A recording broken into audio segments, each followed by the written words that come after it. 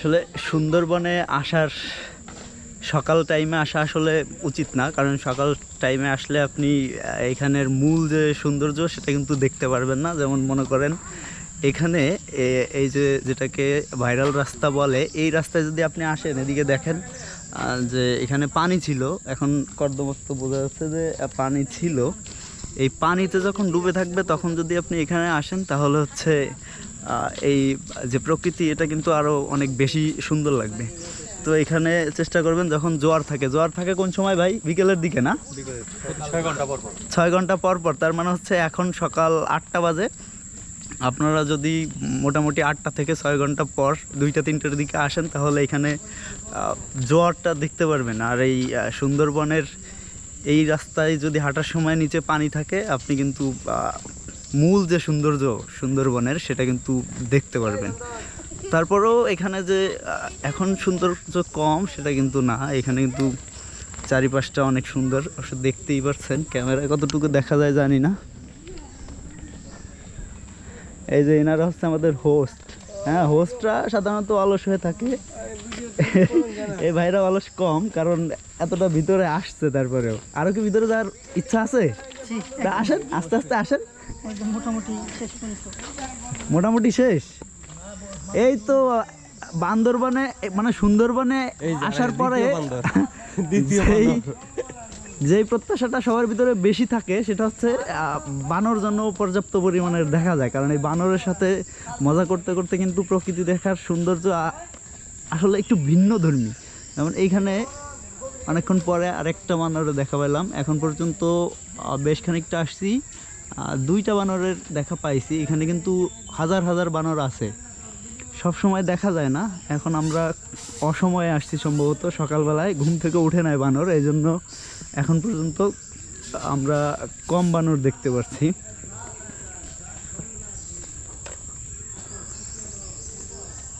এই যে আপনার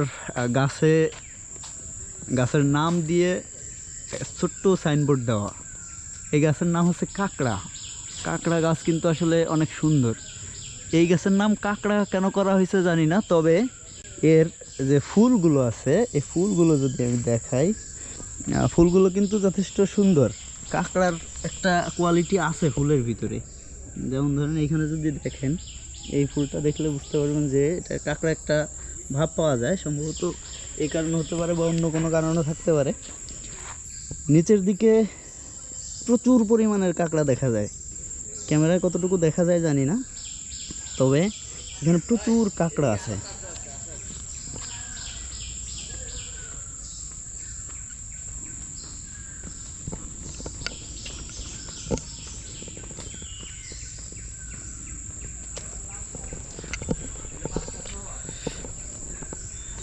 আসলে এই রাস্তায় হাঁটার একটা অন্যরকম আনন্দ আছে, যেটা আপনি আসলে বুঝতে পারবেন। স্বল্প খরচে সংক্ষিপ্ত সময়ে এখানে এসে কিন্তু আপনারা ঘুরতে পারবেন। যেমন আমরা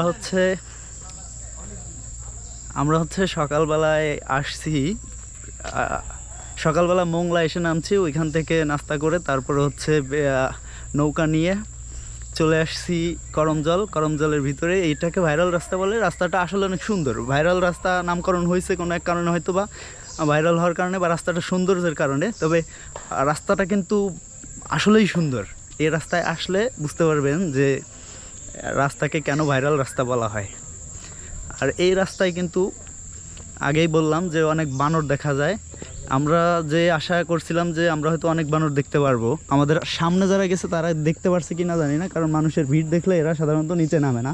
এদেরকে বিরক্ত না করাই উচিত। আর এদের কাছ থেকে হাঁটার সময় অবশ্যই আপনার যে সাথে থাকা মালামাল এগুলো খুব সেফলি রাখবেন, কারণ এরা কিন্তু অতিমাত্রায় দুষ্টু। এরা কিন্তু আপনার কাছ থেকে থাবা দিয়ে নিয়ে যাওয়ার সম্ভাবনা থাকে। যেমন আপনার ক্যামেরা, মোবাইল বা চশমা অন্য কোনো কিছু থাকলে সেগুলো সাবধানতার সাথে রাখা উচিত।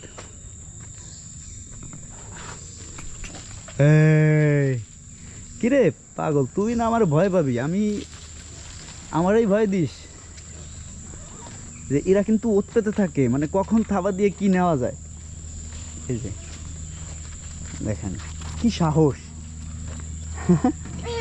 এখানে কিন্তু অনেক বানর আসলে এই বানরের ভিতরে আসলে নিজেরে কন্ট্রোল করাই কঠিন, কারণ ডান দিক থেকে একটা আসে, বাম দিক থেকে একটা আসে, নিচেও একটাই দেখেন। এই! এরা কিন্তু ভয় দেয়, মানে সাধারণ কেউ আসলে এখানে কিন্তু ভয় পেয়ে যাবে। এই বানরগুলো অনেক বেশি দুষ্টু। হনুমানের